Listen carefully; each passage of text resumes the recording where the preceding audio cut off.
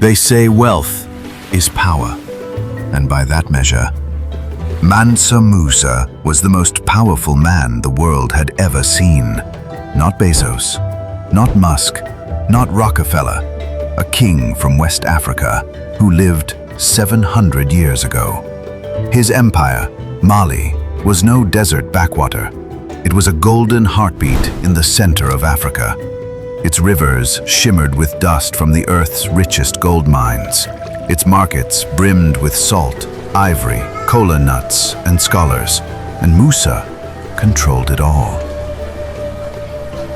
In 1324, he embarked on a journey that would change history, a pilgrimage to Mecca. But this was no ordinary pilgrimage. لبيك لا شريك لك لبيك إن الحمد. It was a moving empire. 60,000 men followed him, soldiers, officials, merchants, and servants. 500 slaves walked ahead, each carrying a golden staff. And the camels, hundreds of them, each loaded with hundreds of pounds of pure gold. They crossed deserts like a golden river under the blazing sun. In every city he entered, Musa gave away gold as if it were sand. In Cairo, his generosity was legendary, so legendary that it collapsed the value of gold in Egypt for more than a decade. Imagine being so rich, you accidentally cause a recession in another country. But Musa's wealth was not only measured in gold, it was measured in vision. When he returned to Mali, he transformed Timbuktu into the intellectual capital of Africa. He built the legendary Djinguereber Mosque, a masterpiece of desert architecture that still stands today. He established universities and libraries holding hundreds of thousands of manuscripts, texts on astronomy, medicine, law, poetry, and mathematics. At a time when much of Europe was emerging from the Dark Ages, Timbuktu was a beacon of learning.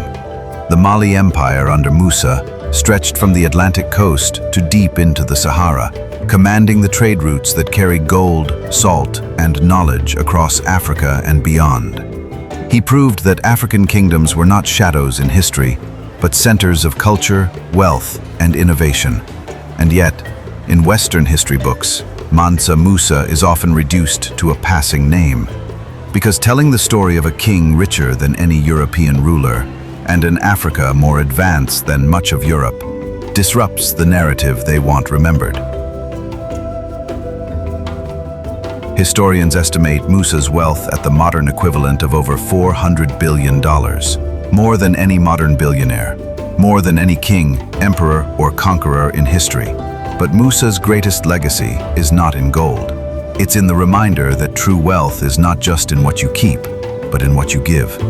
He left behind cities, books, mosques, and a legend that refuses to fade.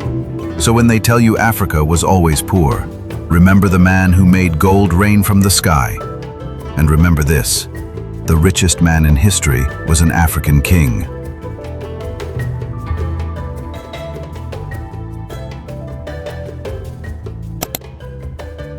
The Chronograph Original.